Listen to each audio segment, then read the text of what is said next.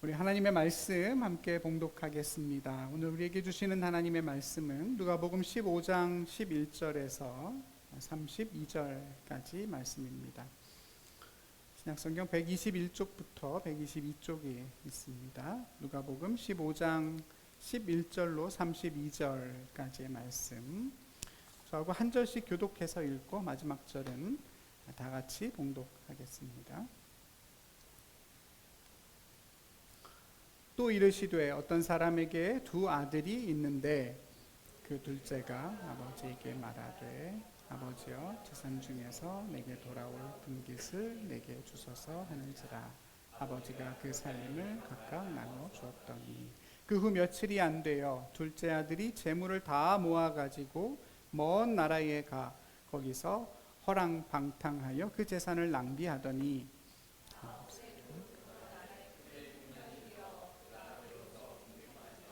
가서 그 나라 백성 중 한 사람에게 붙여 사니 그가 그를 들로 보내어 돼지를 치게 하였는데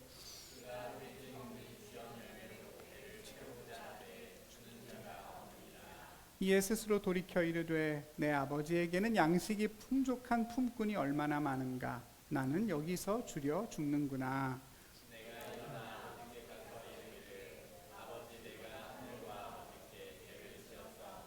지금부터는 아버지의 아들이라 일컬음을 감당하지 못하겠나이다. 나를 품꾼의 하나로 보소서 하리라 하고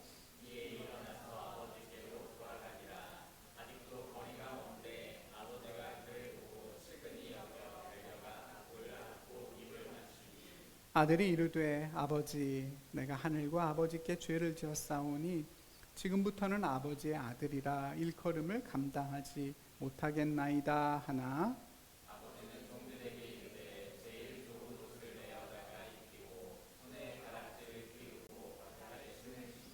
그리고 살찐 송아지를 끌어다가 잡으라. 우리가 먹고 즐기자.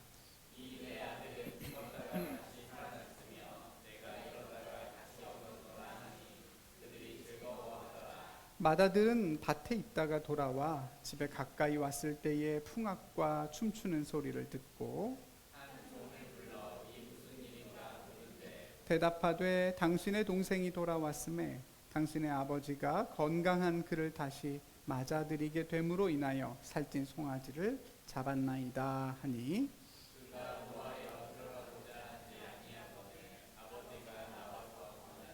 아버지께 대답하여 이르되 내가 여러의 아버지를 섬겨 명을 어김이 없거늘 내게는 염소 새끼라도 주어 나와 내 벗으로 즐기게 하신 일이 없더니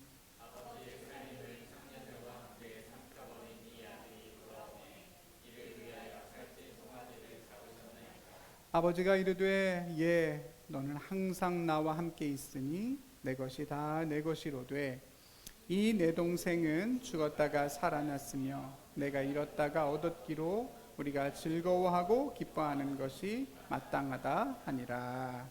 아멘.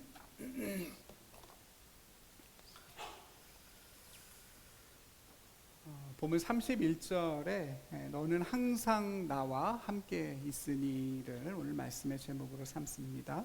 이 말씀이 저와 여러분의 삶이 되기를 바랍니다. 예수님께서 세리와 죄인들을 영접하시고 그들과 함께 식사하시고 즐거워하시는 모습을 곁에서 보고 있던 이 바리새인들과 서기관들이 언짢아하고 또 탐탁치 않게 여기게 되지요. 그런 모습을 보신 예수님께서 그들에게 세 가지 비유의 말씀을 하십니다. 지난주에 잃은 양의 비유와 또 잃어버린 드라크마의 비유를 우리가 살펴봤는데요. 오늘은 마지막으로 이른바 탕자의 비유를 함께 살펴보려고 합니다. 오늘 이 말씀 역시도 지난주와 마찬가지로 잃어버린 것을 되찾은 그 주인의 기쁨에 관한 얘기입니다. 똑같은 주제를 담고 있는데 근데 내용은 조금 더 복잡하죠. 잃어버린 것이 양이나 동전이 아니고 사람입니다. 또 사랑하는 아들이죠. 그리고 단 2명 중에 한 아들을 잃었다가 찾았습니다. 앞에서는 100 중에 하나, 또 10 중에 하나를 잃었다가 되찾은 것과 비교가 좀 됩니다. 또 앞에서는 주인과 양, 그리고 주인과 드라크마, 이렇게 관계가 아주 단순하게 나와 있었다고 한다면, 이번에는 아버지와 탕자 외에도 큰아들도 나오고 또 옆에 있는 종들도 등장을 합니다. 훨씬 더 내용이 입체적이다, 이렇게 볼 수가 있겠는데요. 그만큼 우리를 향한 하나님의 마음을 좀 더 깊이 헤아릴 수 있겠다 생각이 됩니다. 비유의 내용은 다 아시죠? 처음 들어보시는 분 혹시 계신가요? 아마 다 아실 거예요. 아버지가 버젓이 살아 계시는데 작은 아들이 내 유산 지금 주시오 해서 가지고 나가는 얘기입니다. 아버지 살아 계신데 유산 달라는 것은 아버지 빨리 죽으라는 것도 아니고 대단히 안타까운 일이죠. 사실 오늘의 관점에서 보면 이게 그렇게 뭐 특별히 문제가 되느냐, 꼭 그렇게 볼 부분은 아닙니다. 자식들이 결혼하고 또 집도 얻고 이럴 때 부모가 나중에 줄 유산을 미리 좀 땡겨서 자식을 돕는 데 쓸 수도 있기 때문입니다. 근데 당시 유대 사회에서는 아주 대단히 불가능한 일이죠. 절대로 부모가 죽기 전에, 죽어서 그 유산을 집행하는 때가 되기 전에는 자식에게 재산을 물려주지를 않습니다. 대단히 이례적이고 무례한 일이죠. 그런 요구는 나는 더 이상 이 가족과 이 아버지와 관계를 엮고 싶지 않다, 떠나겠다 하는 선언과 같습니다. 당연히 아버지의 충격과 슬픔은 이루 말할 수가 없었을 겁니다. 사실 오늘 이 비유에서는 가족 중에 나타나지 않는 존재가 하나 있죠. 어머니의 슬픔은 빠져 있습니다. 아들이 집을 나가는 아주 심각한 상황인데 어머니의 존재는 없죠. 그래서 오늘 주보 앞에 있는 유명한 그림에서 보면, 렘브란트의 탕자의 귀향이라는 그림에서 보면 아버지의 손이 엄마의 손과 아빠의 손 두 개로 나뉘어 있음을 보게 됩니다. 그리고 렘브란트가 그 손을 조금 더 밝게 비추어 놓고 있죠. 오른손은 어머니의 손으로 그렸고 왼손은 아버지의 투박한 손으로 그렸습니다. 아마 렘브란트는 그렇게 생각했던 것 같아요. 엄마가 좀 미리 돌아가셨을 수도 있겠고, 그래서 아버지가 그 두 아들을 어머니의 목까지, 어머니의 손까지 감당해서 잘 길러냈을 겁니다. 그러니까 여러분, 이 일로 인해서 아버지의 마음이 얼마나 미어졌을지 우리가 조금은 더 헤아려 볼 수도 있을 것 같습니다. 그런데 여러분, 이상하죠? 이런 요구를 받은 아버지가 작은 아들의 그 요구를 들어줬다는 겁니다. 당시 사회에서는 대단히 이례적인 것인데 보통은 그냥 호되게 꾸중하고 거절했을 겁니다. 외경에도, 구약의 외경에도 그런 얘기가 나와요. 아버지는 죽기 전에 자식에게 재산을 물려주면 안 된다. 아들은 비뚤어질 것이고 아버지의 신앙적 권위는 떨어질 것이다. 이렇게 기록하고 있기도 합니다. 죽기 전에 자식들에게 재산 주지 말라는 것은 동서고금이 다 비슷한 것 같아요. 근데 이 아버지는 왜 이 요구를 들어줬을까? 참 의아해집니다. 왜 들어줬을까요? 요구를 거절했을 때 이 작은 아들이 더 엇나갈 걸 염려했을까요? 안 된다고 해도 결국은 조르고 또 졸라서 그 분깃을 받을 때까지 포기하지 않을 걸 알았기 때문일까요? 유산을 내어줘야 그래도 어디 가서 망하고 어떻게 되든 간에 다시 아버지의 품을 기억하고 돌아오지 않을까. 그걸 거절하면 아예 가서 돌아오지 않을 수도 있겠다. 그런 걱정을 했기 때문에 들어줬을까요?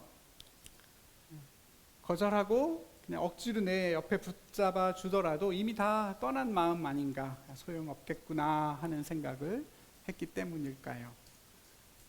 그렇게 되느니 차라리 두 아들에게 각각 다 재산을 나눠주고 스스로 잘 그 재산을 가지고 자기의 삶을 한번 살아보라. 내 그늘 아래 서지만 자기의 몫을 가지고 자기 삶을 한번 연습해봐라 하는 마음은 아니었을까 생각해 보게 됩니다. 사실 오늘 본문 12절에 보면 재산에 해당하는 두 개의 명사가 나옵니다. 하나는 작은 아들이 아버지에게 요구하는 재산의 명칭이죠. 분깃이라고 되어 있습니다. 내 분깃을 주십시오 라고 되어 있고, 근데 아버지가 나눠줄 때는 분깃이라는 단어를 쓰지 않고 살림이라는 말을 씁니다. 헬라어로 찾아보니까 두 개의 단어가 다릅니다. 분깃은 재정적인 부요함이나 물질을 뜻하는 우시아란 단어고, 살림으로 번역된 이 말은 생활, 살림, 생명이라는 의미를 갖고 있는 비오스라는 명사입니다. 그러니까 아들은 재물을 요구했고 재산을 요구했고, 아버지는 재산을 준 것만이 아니라 살림을 떼어준 겁니다. 너만의 삶을 살아보아라. 너의 생활을 한번 꾸려가 봐라. 너의 독자적인 인생을 한번 살아봐라 하는 아버지의 마음이 담겨 있는 것입니다. 그러나 작은 아들은 그럴 마음이 없지요. 아버지가 살림을 나눠주니 며칠 지나지 않아서 재산을 싹 다 모아가지고 먼 나라로 떠나버립니다. 아버지 곁에서 그냥 그렇게 살아봐야 별로 마음이 편하지 않았을 거예요. 사람들 눈치만 보였겠죠. 제가 아버지 재산 달라고 그래서 사는 놈이다. 비판을 받을 게 뻔하니까 아무도 나를 모르는 곳으로 가서 제 마음껏 살아보려고 했을 겁니다. 쉽게 얻은 물질은 쉽게 떠난다고 그래요. 그죠? 금세 재산을 다 털어먹고 그 나라에 흉년이 들게 되니 끼니조차 해결하기가 어려워집니다. 어디서 종으로 일했다고 그러죠? 돼지 농장이라고 하죠. 돼지를 키우는 들판에 농장에서 종으로 일하게 됩니다. 여러분, 유대인들은 돼지 안 키우죠? 네, 유대인들은 돼지가 율법적으로 부정한 동물이기 때문에 키우지도 않을 뿐더러 먹지도 않고 돌보지도 않습니다. 그러니까 이 아들이 정말로 이방인의 땅까지 멀리 가서 하나님의 아들이다, 하나님의 백성이라는 정체성도 다 그냥 내버리고 이방인처럼 살 수밖에 없는 그런 어려운 지경에 빠졌다 하는 얘기입니다. 돼지들이 먹는 사료라도 있었으면 좋겠는데 그것도 먹지를 못했다는 거죠. 정말 말 그대로 밑바닥 인생이 됐습니다. 제정신이 들어요. 그때 정신이 번쩍 들어서 이러다 내가 죽겠다, 내가 왜 이러고 있느냐, 아버지를 생각하게 됩니다. 아버지에게는 풍족한 품꾼도 많다 그랬어요. 품꾼은 일반 종이 아닙니다. 아버지의 집에서 함께 살아가는 종이 아니라 하루하루 아버지가 고용해서 쓰는 일용직 노동자를 뜻하는 말인데, 그런 하루 품꾼도 배가 부르게 산다. 그러니 나도 가서 아버지 품꾼으로 써달라고 얘기해야겠다. 연습하죠. 자기가 그렇게 말을 해야겠다 결심하고 대사를 연습해서 아버지에게로 갑니다. 아버지 마음 생각해서 돌이킨 거 아니죠? 내가 아버지를 떠나서 아버지 마음이 얼마나 아플까. 아버지 명을 거역하고 아버지 품을 떠났으니 얼마나 아버지가 속상할까. 그런 마음으로 돌아간 건 아니었습니다. 그냥 내가 살아야 하니까, 내가 힘드니까 아버지를 떠올리게 됐습니다. 우리 다 그렇게 회개하죠? 맞습니까? 우리 규복 집사님만 크게 대답해 주시는데, 죄를 깨닫고 하나님 마음을 잘 헤아려서가 아니라, 그런 고상한 이유가 아니라 내 죄로 인해서 내가 죽게 됐을 때, 그 죄가 나를 밑바닥으로 끌어내렸을 때, 내 뜻대로 살아본 그 삶이 정말 삶의 막다른 골목에 이르게 됐을 때, 안 될 때, 우린 비로소 하나님의 풍족함을 떠올리고 하나님께로 되돌아갑니다. 괜찮습니다. 그래도 아버지가 기다려주고 계세요. 그죠? 아버지가 멀리서 오는 그 아들을 바라보고 단박에 달려가 맞이합니다. 멀다, 멀리 있다라는 그 형용사가 앞에서 먼 나라로 아들이 갔다라고 할 때 그 형용사와 똑같은 말입니다. 먼 이방 땅에 간 아들, 그 멀리 있는 아들을 그만큼 멀리서부터 알아보고 아들을 맞이했다 하는 것입니다. 단박에 아들을 알아보고 달려가서 목을 안고 입을 맞추죠. 그리고 새로운 신발을 갖다 신기고, 원래 종들은 신발을 안 신고 살잖아요. 유대인들은 그렇습니다. 신발을 신기고 가문에 인장이 붙어있는 반지를 끼워주죠. 그리고 새로운 옷을 입혀줍니다. 무슨 뜻이죠? 아들로 맞이하고 아들로 세워서 집으로 들여보내겠다 하는 아빠의 마음입니다. 아들이 준비한 말을 다 하지도 않았어요. 아버지, 제가 죄를 지었습니다. 하나님과 아버지에게 죄를 지었어요. 아버지의 아들이라는 일컬음을 감당 못하겠어요 라고 말을 하고, 저를 품꾼으로 써주세요 라는 말을 할 참인데, 그 말을 다 듣기도 전에 아버지는 그 아들을 아들로 세워주십니다. 왜 그랬냐? 뭐하다 이제 돌아왔냐? 이런 말도 없습니다. 그냥 아들을 되찾고 아들로 되살리는 일이 아버지에게는 우선입니다. 그리고 잔치를 벌여야 되죠. 잃었던 아들을 찾았고 죽었던 아들이 살아왔으니 먹고 마실 때입니다. 최고 비싼 한우를, 송아지를 잡아서 온 마을이 다 같이 잔치를 벌이고 풍악을 울리고 춤을 추며 즐거워합니다. 딱 한 사람만 소외됐죠? 네, 누굽니까? 밭에서 일하고 돌아온 큰아들입니다. 왜 또 그 타이밍이 그랬을지, 밭에서 땀 흘리고 열심히 일하고 돌아왔더니 풍악 소리가 나면서 사람들이 즐거워합니다. 종을 불러서 이게 뭔 일이냐 물어보니 집 나갔던 작은 아들이 들어왔다 이야기하죠. 큰아들이 집에 안 들어옵니다. 작은 아들이 집에 들어오니 이번에는 큰아들이 밖으로 나간 셈이 됐습니다. 아버지는 환장할 노릇이고 다시 아들을 찾으러 밖으로 나가게 됩니다. 그렇지만 큰아들의 마음이 잘 안 풀리죠. 아들의 마음이 분이 안 풀립니다. 내가 여러 해 동안 아버지를 섬겼고 한 번도 명을 어긴 적이 없는데 나한테는 송아지는커녕 제일 싼 염소 새끼 한 마리 잡아서 친구들이랑 파티 한번 안 열어주시더니 자기 아버지 재산 다 가지고 가서 탕진하고 돌아온 아들 때문에 살찐 송아지를 잡았습니까? 불만이 아버지에게로 향하죠. 동생이 아니라 아버지에게로 향합니다. 오늘 본문에 큰아들이 아버지에게, 아버지라고 이렇게 번역이 된 표현들은 사실은 다 원문에는 없습니다. 제가 찾아보니까 원문에는 아버지란 단어 자체가 없고 다 그냥 2인칭 대명사 수만 나옵니다. 그러니까 그냥 당신의 아들, 당신의 재산, 이런 뜻입니다. 둘째 아들, 동생에게도 내 동생 이런 표현 쓰지 않았습니다. 당신의 아들이라고만 얘기합니다. 당신의 재산을 말아먹은 당신의 아들이 돌아오니 송아지를 잡았습니다. 그러니까 동생도 동생이지만 아버지에게 마음이 너무나 많이 상한 겁니다. 여러분, 사실 아버지가 아들을 위해서, 큰아들을 위해서 염소 새끼 한 마리 잡아준 적이 없었을까요? 혹시 그랬을 수도 있겠지만은 염소가 아까워서는 아니었을 겁니다. 그렇지 않습니까? 왜요? 이미 아버지는 재산을 작은 아들에게 나눠줄 때 어떻게 했죠? 큰 아들에게도 나누어 줬다라고 12절에 분명히 나옵니다. 각각의 살림을 나누어 줬습니다. 그러니까 현실적으로 지금은 아버지의 모든 재산이 누구 겁니까? 큰아들의 것이죠. 남아있는 재산 전부가 다 큰아들의 것이고 실제로 자기의 소유권만 없을 뿐이지 법적으로는 이미 다 자신의 것입니다. 뜨거운 햇볕 아래에서 열심히 일하고 땀 흘리고 또 아버지가 굳이 송아지 잡아서 대접해 주지 않아도 여러분, 그 큰아들의 삶은 얼마든지 기쁨이고 축제가 될 수 있지 않겠습니까? 그 일하는 게 결국 누구 겁니까?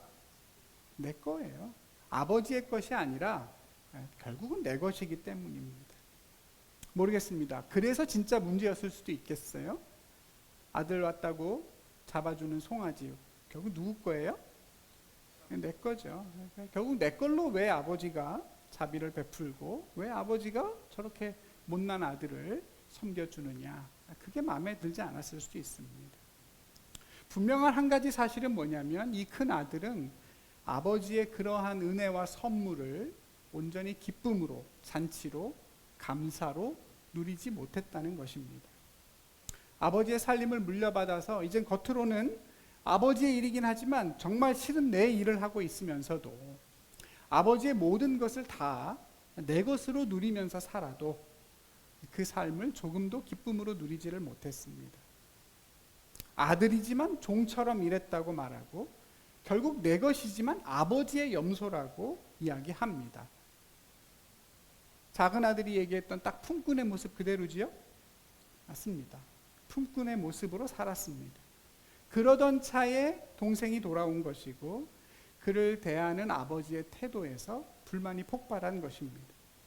아버지를 향해서는 당신이라고, 동생을 향해서는 당신의 아들이라고 말할 만큼 그 마음이 굳어졌습니다. 사실 이런 모습은 우리가 우리 자신에게서 또 우리 주변에서 쉽게 볼 수 있는 삶의 모습이고 삶의 태도입니다. 열심히 내가 하나님을 위해 섬기고 고생하고 봉사했는데 나는 뒷전이고 아무것도 드리지 않고 아무것도 헌신하지 않는 사람들에게 하나님은 부요한 것처럼 느껴집니다. 그런 신앙의 삶에는 기쁨이 없죠. 축제가 없습니다. 피해의식과 자기 연민에 빠져서 항상 원망으로 모든 일이 끝납니다. 여러분, 아버지와 이 큰 아들의 관계가 평소에는 좋았는데 이 작은 아들이 돌아오면서 갑자기 관계가 나빠진 거겠습니까? 아니면 원래 아버지와의 관계가 온전하지 못했다가 그게 수면 아래 감춰져 있다가 동생 문제로 인해서 겉으로 드러난 거겠습니까? 후자겠지요? 네. 만약에 아버지와 정말 깊은 신뢰의 관계가 있고 아버지를 정말로 사랑하는 그런 아들이었다고 한다면 동생 때문에, 동생과 비교하면서 불행함을 느끼지는 않았을 겁니다. 여러분, 사실 사람 때문에 생기는 이런저런 시험거리들 있잖아요. 근데 그게 결국은 그 사람 때문에 문제가 아닙니다. 내 자신이 지금 하나님과의 관계 속에서 생기는 문제예요. 거기서부터 비롯된 문제입니다. 평소에 내가 하나님하고 온전한 관계를 잘 유지하고 있고 하나님의 사랑 안에서 살아간다면 사람으로 인해서 또는 환경으로 인해서 그렇게 쉽게 시험을 당하지 않습니다. 사람이 나에게 좀 잘못해도 그걸로 인해서 하나님과의 관계가 틀어지는 게 아닙니다. 나와 하나님 관계가 틀어져 있기 때문에 사람 때문에 시험을 당하는 겁니다. 사람을 미워하고 사람을 고치려고 할 게 아니라 먼저 나와 하나님과의 관계를 돌아봐야 돼요. 내가 정말 하나님의 상속자로서, 하나님의 아들로서 기쁘게 내 삶을 누리며 살아가고 있는가? 땀을 흘리며 일하는 그 수고로운 일상이 결국은 나를 향한 하나님의 선물이라는 것을 발견하고 때마다 하나님 안에서 마치 젖된 아이가 엄마의 품에 안겨서 쉼을 누리는 것처럼 엄마 젖을 달라고 보채기 위해 그 품에 있는 것이 아니라 어머니의 품과 관계와 사랑이라는 그 자체만으로 만족하고 거기에서 쉼을 누리는 것처럼 나도 정말 그렇게 하나님의 사랑을 누리고 살아갈 수 있다면 여러분, 우리는 잃어버린 아들을 되찾은 그 아버지의 기쁨을 헤아릴 수 있을 것이고 그 기쁨에 참여할 수 있을 것입니다. 얘야, 너는 나와 항상 함께 있으니 내 것이 다 네 것이다. 여러분, 아버지가 이 큰아들에게 하는 말이 기가 막히지 않습니까?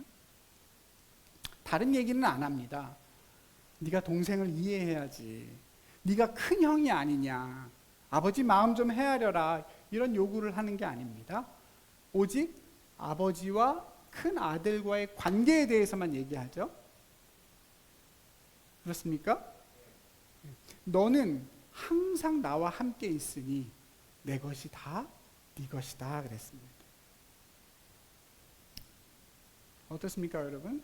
여러분은 하나님이 여러분과 항상 함께하고 계시고 하나님의 모든 것이 여러분의 것임을 신뢰하십니까? 믿어지십니까? 혹시 잘 실감나지 않으세요? 하늘에서 돈다발이 좀 떨어지면 믿음이 가겠지요? 아, 하나님께 내 거구나. 참 이상합니다. 왜요? 왜 우리는 물질 안에서만 하나님의 함께하심과 부요하심을 경험하려고 할까요? 그렇지 않습니까? 그것 말고도 우리가 정말로 하나님의 모든 것을 누리고 있다라고 느낄 수 있고 느껴야만 하는 더 중요한 것들, 내 생명에 더 절대적으로 중요한 것들을 얼마든지 누리고 살고 있으면서도 왜 우리는 늘 물질이라고 하는 그 기준에 매여서 하나님의 부요하심을 생각하게 되는 걸까요? 결국 우리의 신앙의 깊이와 뿌리는 거기에 있는 것이죠. 하나님이 언제나 나와 함께하고 계시고 하나님의 모든 것을 나에게 주시는 하나님의 상속자로 삼아주셨다는 것. 자기 아들을 아끼지 아니하셨으니 그 아들과 함께 무엇을 더 내어주지 아니하시겠느냐. 로마서 말씀이죠. 그 말씀을 우리가 정말로 얼마나 삶에서 깊이 누리며 살아가는가. 여러분, 거기에 우리의 삶의 전부가 달려 있을 겁니다. 어떻습니까, 여러분? 여러분은 그 신앙의, 그 삶의 깊이로 들어가셨습니까? 그 길을 향해서, 그 깊이를 향해 나아가고 계시는지요? 많은 돈을 가지고 세상에서 흥청거리면서 사는 것보다 하나님 아버지와 함께 사는 그것이 내겐 더 좋습니다. 주의 궁정에서의 한 날이 다른 곳에서의 첫날보다 나는 더 좋습니다. 악인의 장막에서 내가 사는 것보다 하나님의 문지기로 사는 것이 더 좋습니다. 여러분, 그걸 정말로 여러분의 삶으로 경험하고 살아가십니까? 그 깊이로 들어가서 하나님의 사랑을 느껴야, 그 사랑을 누리며 살아야 여러분, 우린 적어도 큰아들처럼 형식적인 순종이 아니라 정말 상속자의 아들의 순종을 하나님께 드릴 수 있는 것이죠. 예수님은 그렇게 순종하시지 않았습니까? 예수님이 나는 메시아니까 이 모든 일들을 감당해야 돼 해서 하신 일들이 아니잖아요. 예수님이 하나님의 일들을 처음 감당하려고 할 때 하나님이 음성을 들려주시죠? 뭐라고 하시죠? 너는 내 사랑하는 아들이다. 내가 너를 기뻐한다. 여기 정답이 항상 나와요. 너는 내 사랑하는 아들이다. 내가 너를 기뻐한다. 예수님의 사역은 거기서 시작이 되죠. 그러니까 예수님의 순종은, 예수님의 사역은 다 하나님의 사랑받는 아들이라는 그 자기의 확신 속에서 이루어지는 것들입니다. 내가 하나님의 사랑받는 아들이기 때문에 다른 사람을 치유하고 귀신을 내어 쫓습니다. 내가 하나님의 사랑받는 자녀임을 믿기에 다른 사람이 나에게 좀 뭔가 해코지를 해도 안가품하지 않을 수 있고, 다른 사람이 나에게 좀 칭찬을 해줘도 그걸 내 영광의 재료로 삼지 않을 수 있는 겁니다. 하나님의 아들이라는 명확한 자기 확신이 있기에 사망의 음침한 골짜기를 지나도 해를 두려워하지 않을 수 있는 거죠. 예수님이 하신 모든 것들이 다 마찬가지입니다. 그것은 하나님의 사랑받는 아들로서 살아낸 삶입니다. 부디 저와 여러분에게도 그 믿음의 세계가 활짝 열려지기를 바랍니다. 하나님이 함께 하시고 하나님의 모든 것이 내 것이라고 하는 그 부요함을 여러분 조금 더 깊이 생각하고, 그게 과연 어디서 어떻게 오는 걸까 고민하면서 그걸 경험하고 누리는 일에 조금만 더 여러분의 신앙에 초점을 맞추시기를 바랍니다. 얘야, 너는 항상 나와 함께 있으니 내 모든 것이 다 네 것이다. 그러니 나와 함께 즐거워하자. 여러분, 이 말씀을 우리의 삶으로 누리기가 얼마나 어려운지, 그냥 우리는 수없이 받고 또 받아야 겨우 아버지와 함께 기뻐하고 동생을 용납할 수 있는 그런 모습이 되는 것 같습니다. 더 받아야 될 것 같아요. 하나님의 조건 없는 사랑을 더 깨닫고 누리는 일에 여러분 조금만 더 삶의 우선순위를 두고 사시기 바랍니다. 여러분 닥터 차정숙이라는 드라마 보셨습니까? 네, 저는 아주 재밌게 봤는데요. 거기 보면 그 주인공 차정숙 씨의 집안은 다 의사죠. 아빠도 의사, 엄마도 의사, 아들도 의사. 고등학생인 딸이 미대를 안 가려고 그럽니다. 미대 가서 그림을 그리고 싶어 해요. 그래서 엄마랑 짜고 열심히 학원을 다니며 미술을 공부하죠. 근데 그걸 들켜요. 그때 딸이 아빠 앞에서 무릎 꿇고 엉엉 우는 장면이 나오는데요. 근데 그 딸로 나온 이서연이라는 배우가 그 장면에서 눈물이 안 나오더래요. 아직 어린 배우이기도 하고 또 배우라고 해서 맨날 울어야 되는 건 아니죠. 울어 그러면 눈물이 주르륵 그런 건 아닐 거 아니겠어요? 뭔가 마음이 어렵거나 힘들어서 울지 않을 수도 있죠. 근데 감독은 반드시 눈물을 봐야겠는 거예요. 그 장면이 너무나 중요하고 그 눈물이 있어야 모든 스토리가 잘 흘러간다고 생각을 해서 안약으로 안 된다. 울어야 된다. 그래서 감독도 배우들도 스태프들도 다 기다리고 있었다고 합니다. 옆에서 그렇게 자꾸 쳐다보면 어떻겠어요? 더 긴장이 돼서 더 눈물이 안 나오죠. 그런 애매한 상황이 이어지고 있었는데 갑자기 엄마 역할을 하던 차정숙 씨가, 엄정화 씨가 그 극중 딸에게 다가가서 그 배우를 꼭 안아줬다는 거예요. 아무 말 없이 그냥 한 20초 동안 그냥 가만히 안고만 있었다고 그래요. 같은 배우로서 그 고충을 이해하고 극중의 엄마로서 그 진심으로 그 마음이 아팠던 거죠. 그렇게 엄정화 씨가 그 딸을 한 20초 정도 꼭 안아주니까 중간쯤에 벌써 그 배우의 눈에서 눈물이 주르륵 흐르더랍니다. 그렇게 좋은 장면이 나오게 됐고 감독과 배우들도 다 그 모습을 보면서 깊은 울림을 받았다 하는 이야기를 들은 적이 있습니다. 여러분 우리도 그러겠죠? 하나님이 먼저 우리를 안아주시고 또 우리의 연약함을, 우리의 마음을 헤아려주는 조금 더 먼저 철든 형이나 누나가, 언니나 오빠가 있어서 때로는 형보다 나은 동생들이 있어서 그렇게 서로를 조건 없이 안아주는 그 사랑을 수없이 받고 또 받아야 우리는 겨우 집으로 향한 발걸음을 한 발 더 내디딜 수 있을 겁니다. 여러분 그 사랑을 충분히 느끼고 또 서로에게 베풀고 나눌 수 있는 그런 교회가 됐으면 좋겠습니다. 오늘 본문은 큰 아들을 향한 아버지의 초대로 우리 집에 들어가자 하는 아빠의 초대로 모든 얘기가 끝납니다. 그 뒤에 큰 아들이 어떻게 했느냐 나와 있지 않아요. 여러분 어떻게 됐을까요? 과연 큰 아들은 아버지를 따라갔을까요? 형제는 화해하고 함께 기뻐했을까요? 돌아온 동생은 어떻게 살았을까요?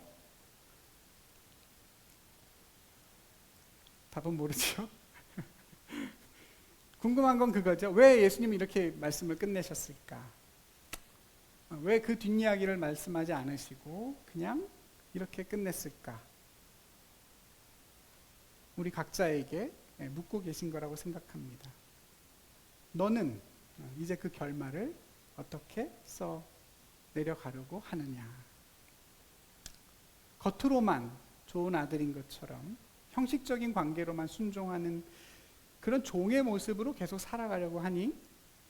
아니면 나와 함께 진정으로 나와 함께하고 내 모든 것을 너의 것으로 누리는 그런 진짜 자녀로 살아가려고 하니?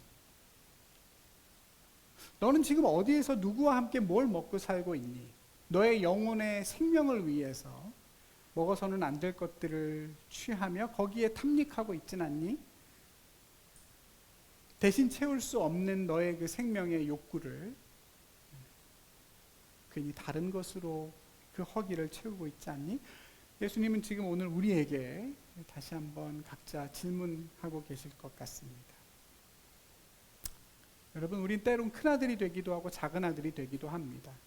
그렇죠? 이 둘이 다른 존재인 것이 아니라 우리 한 사람의 모습 속에 언제나 번갈아 가면서 나타납니다. 근데 여러분, 그럼에도 불구하고 저와 여러분을 향한 하나님의 공통의 부르심이 한 가지는 있다고 생각합니다. 하나님은 지금도 우리가 집 나간 둘째 아들이든 고독한 큰아들이든 상관없이 우리 모두가 다 그 훌륭한 아버지처럼 살기를 바라신다는 것입니다. 조금 더 너그럽고 온유하고 관용하는 삶으로 말입니다. 주중의 묵상 구절이었던 디도서 3장에 보니까 정말 오늘 말씀과 똑같은 얘기를 바울이 디도에게, 자기 아들과 같은 디도에게 하는 얘기가 이렇게 나옵니다. 너희가 하나님의 긍휼하심으로 중생했으니 죽었다가 살아난 하나님의 자녀가 됐으니 그래서 영생의 소망을 따라 하나님의 상속자가 됐으니, 여기까지가 우리가 오늘 살펴본 말씀이죠. 하나님의 긍휼하심으로 너희가 죽었다가 살아났고 하나님의 상속자가 되었으니 그 다음에 어떻게 해라 나오냐면 이렇습니다. 여러분, 아무도 비방하지 말며 다투지 말며 관용하며 범사의 온유함을 모든 사람에게 나타낼 것을 기억해라. 그랬습니다. 그게 하나님의 사랑으로 중생하여 상속자가 된 저와 여러분을 향한 바울의 권면입니다. 뭐라고요? 아무도 비방하지 말며 정의를 위한 것이 아닌 한 다투지 말며 관용하며 범사의 온유함을 모든 사람에게 나타내라. 아버지 모습이죠. 아버지의 모습이죠. 여전히 작은 아들과 큰 아들의 모습을 왔다 갔다 하는 저와 여러분에게 바울은 권면합니다. 하나님의 사랑을 듬뿍 받고 함께 그 사랑을 나누며 조금 더 의젓하고 늠름한 아버지의 형상으로 자라가라 권면합니다. 사랑하는 우리 성도 여러분, 하나님의 사랑받는 자녀로서 하나님이 언제나 나와 함께하고 계시고 내 것이 다 네 것이다, 그 부요함을 여러분 깨달아 누리면서 여러분의 아버지와 같은 모습이 되는 것을 여러분의 평생의 부르심으로 간직하며 사시기를 바랍니다. 하나님의 사랑을 확인하기 위해 다시 집을 나가서 그 밑바닥 인생으로 되돌아갈 필요는 없지요. 주님과 함께 일상에서 하나님의 사랑을 누리는 법을 배우고 연습하시기 바랍니다. 내 분기 주시오 한 그 요구를 하나님이 다 들어주셨다고 해서 여러분이 하는 기도에 내가 이걸 바랬는데 기도했더니 응답이 됐다, 여러분 그렇다고 너무 좋아하거나 기뻐할 일은 아닙니다. 기억하셔야 됩니다. 작은 아들에게 그랬던 것처럼 하나님이 우리의 요구를 들어주시는 것이, 내가 간절히 기도했더니 들어주셨어요, 그 요구를 하나님이 기쁘게 받으셨다는 뜻은 아닙니다. 하나님은 다만 우리와 함께하고 계시고 하나님의 것이 우리의 것임을 조금이나마 느끼게 해주고 싶으실 따름입니다. 분별력이 필요하고 그보다 더 중요한, 내가 정말 하나님을 어떻게 생각하고 어떤 하나님을 누리고 있는가를 항상 생각하며 신앙생활을 해야 됩니다. 교회를 다니다 보면 내가 어느 순간 하나님의 사랑이 막 느껴질 거야. 여러분 그렇게 막연하게 생각하시면 안 됩니다. 하나님과의 관계에 집중하고 하나님의 함께하심과 부요하심을 내가 정말로 누리고 있는지를 수시로 체크해 가면서, 아직은 좀 서툴지만 아버지의 넉넉한 그 모습을 연습하고 노력해보는 그런 훈련들을 통해서 저와 여러분의 작은 아들 된 모습, 큰 아들 된 모습, 맨날 거기를 오가는 것 같지만 그 과정을 통해서 어느새 아버지를 닮은 아들, 딸이 되어 있을 것입니다. 그 깊이를 향하여, 그 방향을 향하여 열심히 나아가는 저와 여러분 되기를 주님의 이름으로 축복합니다. 기도하겠습니다. 우리를 낳으시고 우리를 기르시고 우리를 완성하시는 하나님, 이 시간 아버지의 그 사랑을 향하여 다시 한번 우리의 마음이 나아갑니다. 부족한 저희를 맞아주시고 주님의 품에서 쉼을 누리게 하여 주시옵소서. 때론 집 나간 아들처럼 내 멋대로 살아갈 때도 있고, 때론 아들이 아닌 종의 모습으로 하나님과 형식적인 관계에 빠져서 살아갈 때도 있습니다. 주님, 이런 저희들을 긍휼히 여겨주시고 이 시간 아들의 영을 충만하게 부어주셔서 아버지의 사랑받는 아들, 딸로 잘 살아낼 수 있도록 도와주시옵소서. 예수님의 이름으로 기도드리옵나이다. 아멘.